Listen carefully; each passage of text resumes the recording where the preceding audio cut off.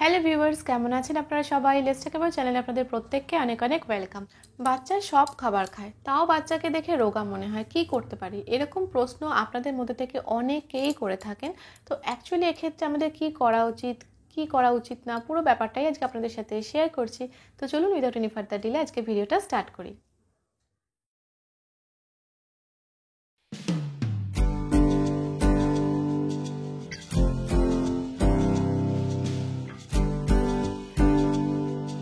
তো দেখুন, যদি এরকম হয়ে থাকে যে আপনার বাচ্চা মোটামুটি সব কিছুই খাচ্ছে, তাও আপনার দেখে মনে হচ্ছে, শুধু মানে আপনি দেখে মনে করছেন যে আপনার বাচ্চা রোগা, তো সেক্ষেত্রে আগেই মনে রাখবেন যে বাচ্চার বয়স কত এবং সেই অনুযায়ী বাচ্চার ওজনটা ঠিকঠাক আছে কিনা।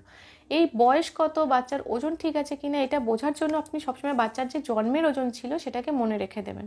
তারপর বাচ্চার ওজন কোন মাসে বা কোন বছরে কতটা হওয়া উচিত সেই সম্পর্কে নিজের কাছে একটা ধারণা রেখে দেবেন। আর এর উপরে অলরেডি আমাদের চ্যানেলে একটা ভিডিও আছে। যদি আপনি ঘরেতে বসেই আপনার বাচ্চার ওজনটা ঠিকঠাক আছে কিনা বুঝতে চান, তো সেক্ষেত্রে কি কি করা উচিত, কিভাবে আপনি ক্যালকুলেট করবেন, তো সেই ব্যাপারটা জানতে গেলে ওই ভিডিওটা অবশ্যই দেখে নেবেন। ডেসক্রিপশন বক্সে আমি লিঙ্ক দিয়ে দেবো, সেখানে ক্লিক করলে আপনারা ভিডিওটা দেখে নিতে পারেন। এবার যদি আপনি দেখে থাকেন যে বয়স অনুযায়ী বাচ্চার ওজন যা হওয়া উচিত তাই আছে, তো সেক্ষেত্রে বাচ্চাকে যদি দেখে রোগা মনে হয়, আপনার চিন্তার কোনো কারণ নেই। এমনকি যদি এরকমও হয়ে থাকে যে আপনি বেশ কয়েক মাস ধরে দেখছেন বাচ্চার ওজন খুব একটা বেশি বাড়েনি, সেক্ষেত্রেও আপনার চিন্তা করার দরকার নেই। কারণ হলো, 1 বছরের পর থেকে, মানে 1 বছর বয়সের পর থেকে বাচ্চাদের ওজনটা না, যে প্রত্যেক মাসেই বিশাল একটা বেড়ে যায় এমন একদমই না।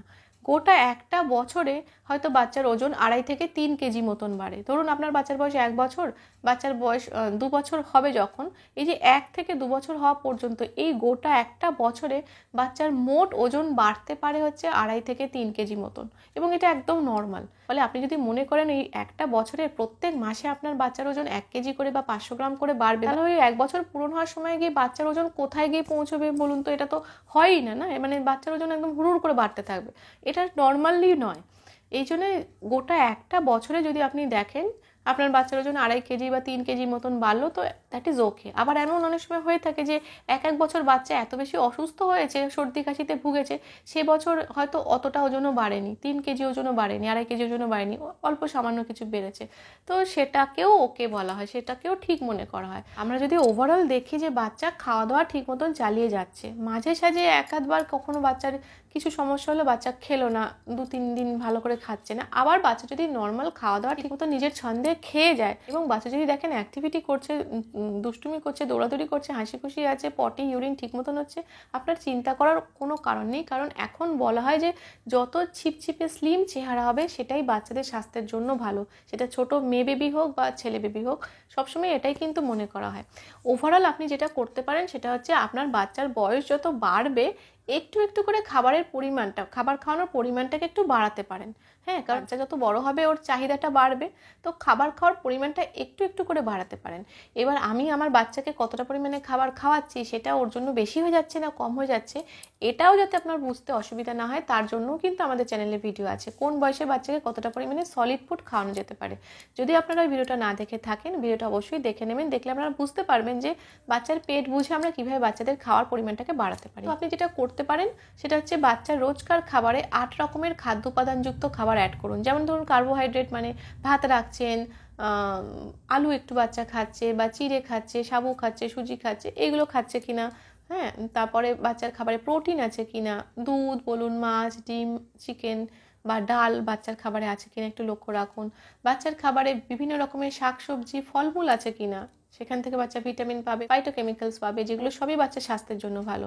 বাচ্চা ফ্যাট জাতীয় কিছু পাচ্ছে কিনা, মানে ফুল ফ্যাটযুক্ত দুধ খাচ্ছে কিনা, ঘি মাখন একটু একটু করে খাচ্ছে কিনা, মাছ খাচ্ছে কিনা, এগুলো একটু লক্ষ্য করে থাকুন। বাচ্চার খাবারে ফাইবার আছে কিনা, মানে বাচ্চাকে শাক সবজি, ফলমূল খাওয়াচ্ছেন কিনা, ওটস খাওয়াচ্ছেন কিনা, আটা, রাগি বা মিলেটস জাতীয় খাবার খাওয়াচ্ছেন কিনা, এগুলো একটু লক্ষ্য রাখুন। বাচ্চা খাবারের মধ্যে দিয়ে জল পাচ্ছে কিনা, বা খাবারের টাইমটা বাদ দিয়েও বাচ্চা ঠিক মতন জল খাচ্ছে কিনা, এই ব্যাপারগুলো একটু লক্ষ্য করুন। এই ওভারঅল এই 8 রকমের খাদ্য উপাদানযুক্ত খাবার দাবার আপনি সারাদিন ধরে বাচ্চাকে ঘুরিয়ে ফিরে খাওয়াচ্ছেন কিনা দেখুন। বাচ্চার বয়স বুঝে বুঝে বাচ্চাকে খাওয়ানোর পরিমাণটাকে একটু একটু করে বাড়ান। বাচ্চা যদি আপনার খুব বেশি দুষ্টুমি করে তাহলে বাচ্চার ক্যালোরির যে চাহিদাটা সেটাও বেশি হবে।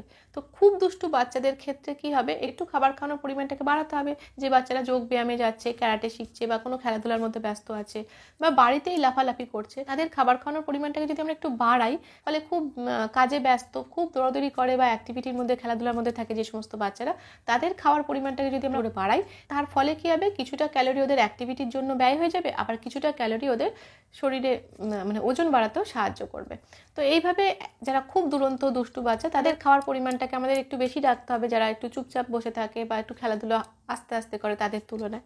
এরা মনে রাখবেন, বাইরের খাবার দাবার বাচ্চাকে একদম কম দিন, কারণ বাইরের খাবার দাবার বাচ্চাদের পেট ভরিয়ে দেয় কিন্তু দেহ গঠনে কোনো কাজে আসে না, বরং আরও স্বাস্থ্যের ক্ষতি করে। তো বাইরের খাবার দাবার একদম কম দিন বা একদম বন্ধ করে দিন। তাও যদি আপনার খুব চিন্তা হয় তাহলে সেক্ষেত্রে ডক্টরের পরামর্শ নিন। অনেক সময় হয় এরকম যে ডক্টররা বাইরে থেকে কিছু মাসের জন্য বাচ্চাদেরকে কোনো রকম জিঙ্কোভিট টাইপের কিছু, জিঙ্ক বা ভিটামিন এরকম কিছু সিরাপ খেতে দেন। অনেক সময় বাচ্চার খিদে না হলে ডক্টররা কিছু সময়ের জন্য খিদে হওয়ার সিরাপ খেতে দিতে পারেন। তো এইগুলো ডক্টরের সাথে একটু আলোচনা করে নিই, বাচ্চার কৃমির সমস্যা আছে কিনা, বাচ্চার থাইরয়েডের সমস্যা আছে কিনা, মানে বাবা মায়ের থাইরয়েড থাকলে অনেক সময় বাচ্চারও সমস্যা হয়ে থাকে। তো এই ব্যাপারগুলো একটু ডক্টরের সাথে আলোচনা করে সেই মতন ব্যবস্থা করে নিতে পারেন।